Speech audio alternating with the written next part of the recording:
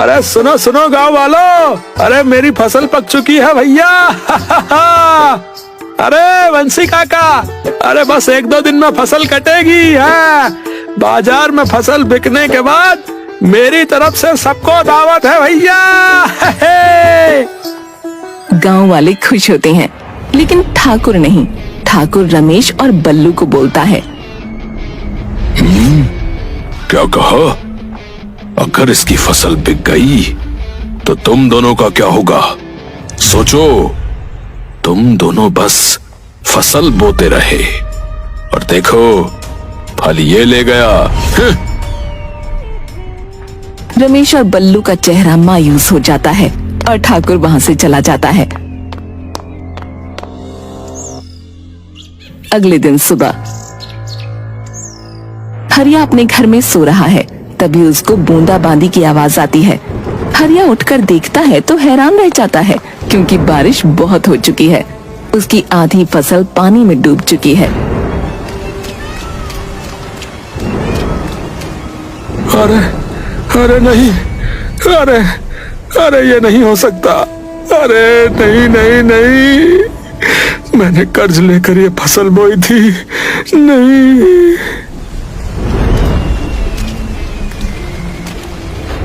अरे हरिया, अरे चिंता ना कर भाई, भगवान के घर देर है पर अंधेर नहीं। इस बार फसल गई, अगली बार सब दुगना होगा भाई, है? हाँ ठाकुर जी, आपकी बातों में तो इतनी मिठास टपक रही है कि आपकी बातों के आगे तो चीनी फीकी पड़ जाएगी। हाँ। भैरव लाल के चेहरे पर हल्की चिढ़ साफ झलकती है। हरिया अपने टूटे फूटे खेत की मिट्टी हाथ में उठाकर देखता है। बारिश की बूंदें अब भी गिर रही हैं, जैसे आसमान भी उस पर तरस खा रहा हो। हे धरती मैया, अरे कुछ तो कर दो, वरना अब हल नहीं। अब की बार मैं ही बिखर जाऊंगा, बता रहा हूँ। अचानक आसमान से एक चमकदार रोशनी जमीन को हल्का छूती है, पर सब इसे बिजली समझकर नजरअंदाज करते हैं। हरिया के खेत के एक कोने में छोटा सा गड्ढा बन चुका है, लेकिन अब तक किसी की नजर उस पर नहीं गई। गर्मी तेज है। हरिया का मिट्टी का घर, बाहर टूटी खटिया, बगल में पुराना बैल और एक रस्सी पर सूखते कपड़े। उसकी बीवी गीता पतली सी रोटी बना रही है। जब देखो तभी यही हाल, न दाल न नमक, ऊपर से तुम हो जैसे कोई कर्जा खींचने वाली मशीन। अरे भाग्यवान, अब मैं क्या करूं बताओ, हैं? अरे फसल गई पानी में, बीज गया कीचड़ में और आत्मा गई बैंकों में। तभी दरवाजे पर जोर की दस्तक होती है। अबे कौन है?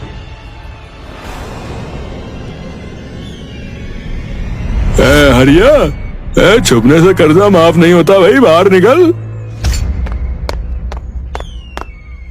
अरे राम भरोसे भैया, अरे थोड़ा वक्त दे दो, हालत देखो क्या हो रही है।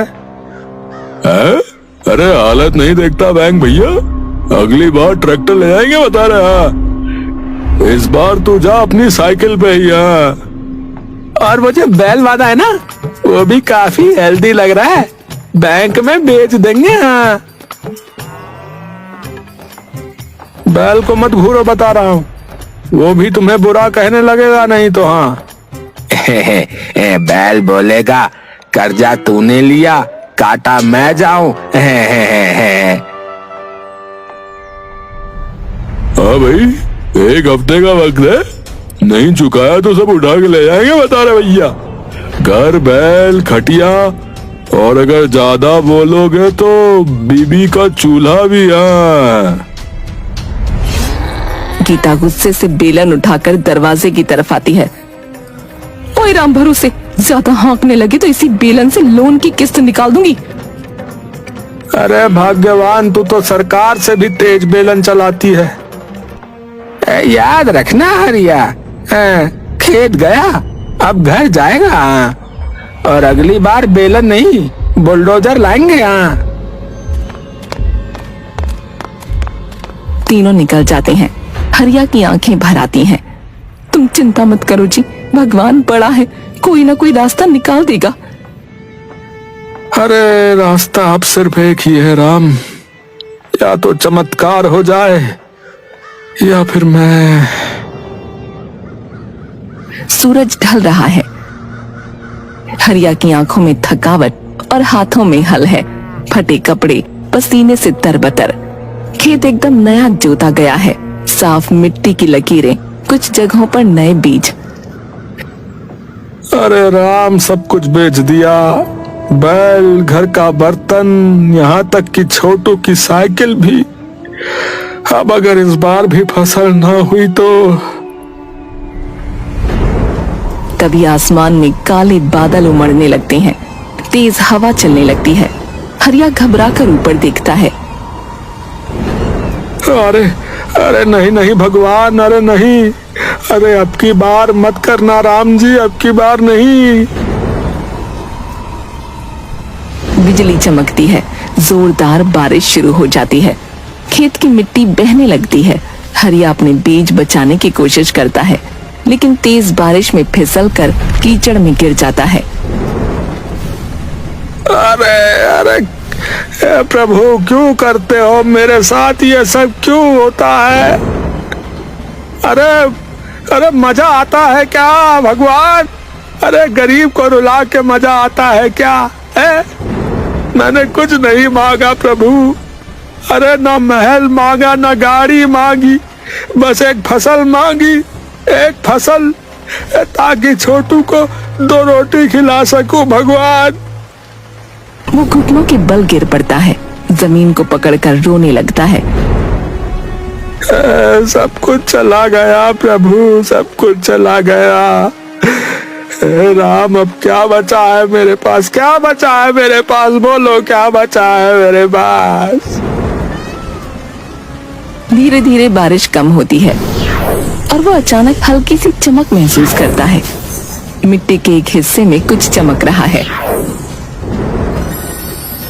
हरिया झट से नजरें साफ करता है, कीचड़ हटाता है और देखता है वहाँ एक छोटा हीरा पड़ा है।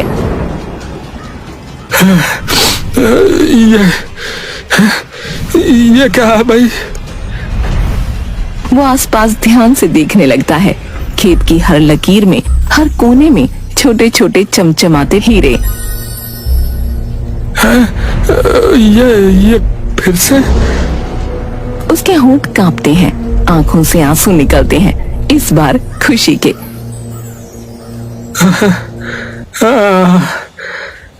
तुमने सुन लिया, सच में सुन लिया प्रभु, सच में सुन लिया प्रभु।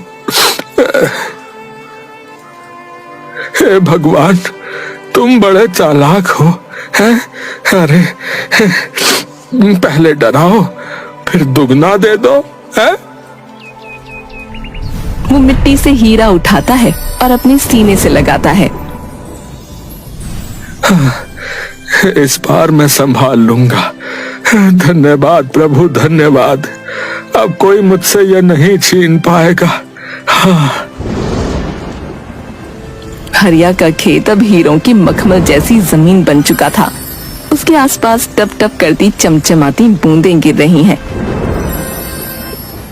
अगर यह असली निकला तो भैया जिंदगी बदल जाएगी, और अगर नकली निकला तो बैल भी सपना रह जाएगा। गांव की गलियां। हरिया चुपचाप लोगों से बचते हुए सुनार की दुकान की तरफ बढ़ता है। पुरानी सी दुकान, एक छोटा सा कांच का काउंटर, अंदर बैठा है सोनू सुनार, गोल चेहरा, मोटी ऐनक और तौलिया गले में। भैया एक चीज दिखानी है। चांदी है क्या? आजकल सोना देखे हुए महीना हो गया भाई। हरिया इधर उधर देखता है और फिर गमछे से हीरा निकालता है, सामने रखता है। ओह माय गॉड, ये कहाँ से मिला? समुद्र के किनारे मछली पकड़ने गया था, वही मिल गया भाई। अरे बाबूजी, ये तो असली हीरा है। कम से कम 1 लाख का तो है ये। है क्या? 1 लाख? जी हाँ, एकदम जेन्युइन। मगर तुम्हें मैं 70,000 दे सकता हूँ अभी कैश में। ठीक है, दे दो। सोनू पैसे देता है।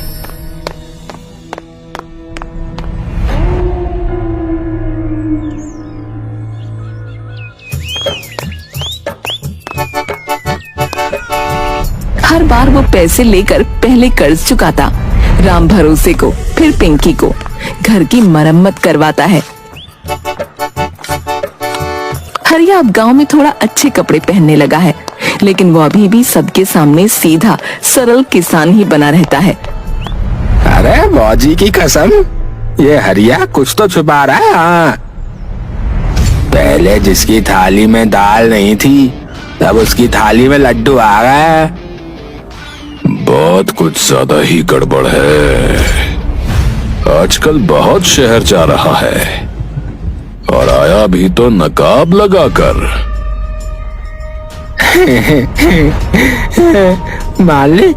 मालिक कहीं ये हीरे वीरे तो नहीं बेचा?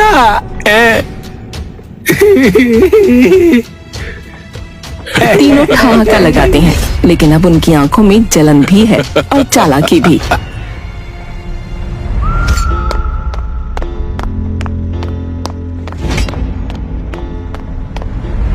ए, सुन बे गोलू, और तू भी फंटू, हरिया के पीछे का सच पता करना है।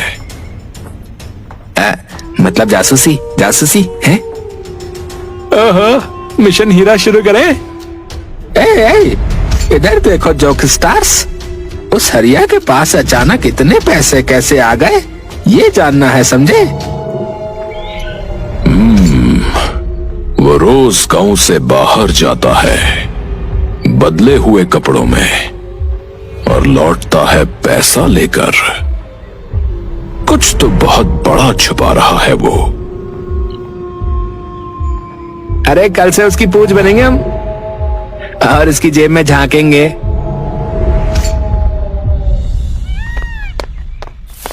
गोलू और फंटू झाड़ियों में छिपकर हरिया का पीछा करते हैं।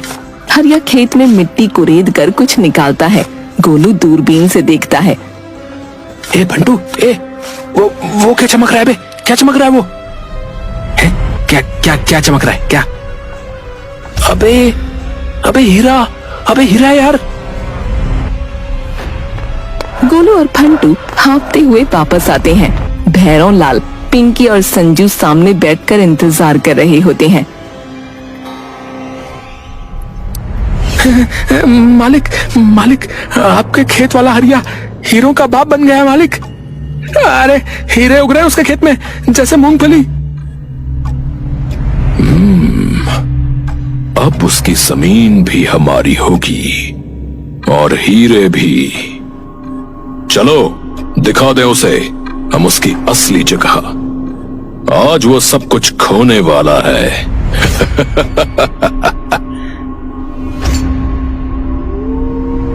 भैरव लाल की आंखों में घृणा और लालच साफ दिख रहा है। हरिया का घर साधारण है, एक छोटा सा छप्पर। अंदर हरिया घबराया बैठा है, हाथों में हीरों से भरा थैला छुपाए बैठा है। बाहर भारी कदमों की आवाज होती है।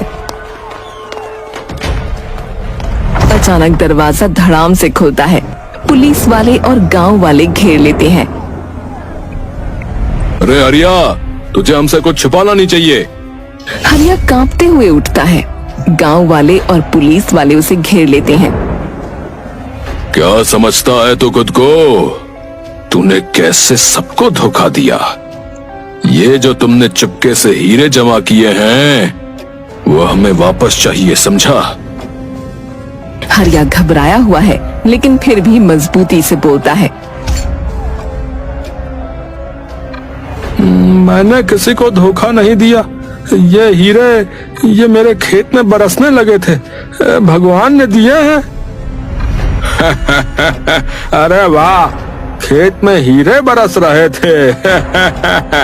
क्या कहानी है हरिया भाई।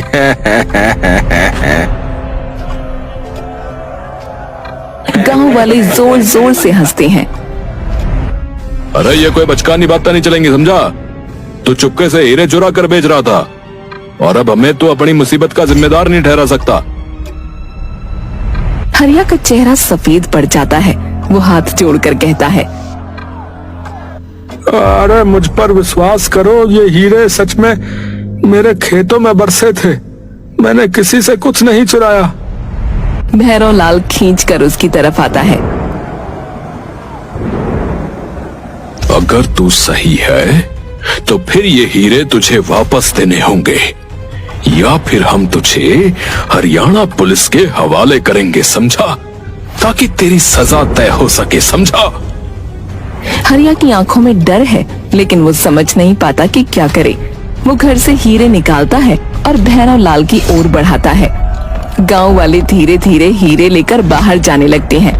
भैरव लाल उन सबको देख रहा है और उसकी आंखों में एक खौफनाक जीत का भाव है। अब से तुम इस गांव में कुछ भी नहीं रहोगे। ये तुम्हारी सजा है हरिया भाई। हरिया के चेहरे पर शिकन और दर्द साफ दिख रहा है, लेकिन वो चुप रहता है।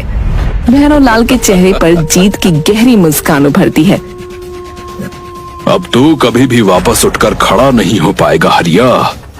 तेरा ये सपना टूट चुका है। फिर से गांव वाले मस्ती में अपने अपने रास्तों पर जाने लगते हैं और हरिया अकेला खड़ा रहता है। उसकी आंखों में खालीपन और टूटे हुए सपने का खौफ है। सूरज उगते हुए दिखता है। हरिया खड़ा है, लेकिन अब उसकी आंखों में किसी तरह की उम्मीद की चमक नहीं। उसके हाथों में खाली थैला है। कोई फसल नहीं है और उसने पूरी मेहनत से लगाई गई नई फसल को फिर से सूखा और बेमुरब्बत बारिश के कारण खो दिया है। उसके चेहरे पर विफलता और थकान साफ दिख रही है। दूर से भैरव लाल, पिंकी और संजू आते हैं हंसते हुए और हरिया को ताना मारते हैं।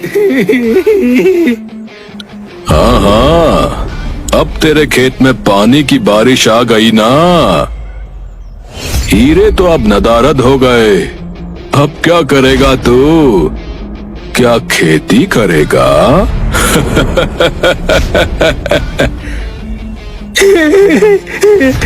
अब तो तुझे कहीं भी खड़ा होते देख हमें मजा आता है हरिया भाई। वैसे क्या तुझे लगता था कि हरिया बनके तू अमीर हो जाएगा? बोल बोल। अचानक एक सुबह जब सूरज की रोशनी खेतों में फैल रही होती है, हरिया अपने खेत में कुछ खोदी हुई मिट्टी देखता है। वो हैरान होकर रुक जाता है। अरे राम जी, ये क्या है? और पाता है कि एक गहरा गड्ढा उसके खेत के बीचों बीच बन गया है। गड्ढे के अंदर चमकते हुए हीरे बिखरे पड़े हैं, जो बारिश के दौरान जमा हो गए थे। हरिया की आंखों में विस्मय और अविश्वास है और उस गहरे गड्ढे में झांकता है। उसके अंदर हीरे पूरी तरह से सजे हुए हैं, मानो कोई खजाना हो। कुछ महीने पहले जब बारिश हो रही थी, उसी समय हरिया अपने खेतों में काम कर रहा था। अचानक खेत में बारिश के पानी के साथ हीरे गिरने लगे थे। वो उन हीरों को देखता है, पर वो ये नहीं समझ पाता कि ये आखिर है क्या। उसके बाद उसने उन हीरों को खेत में छुपा दिया था।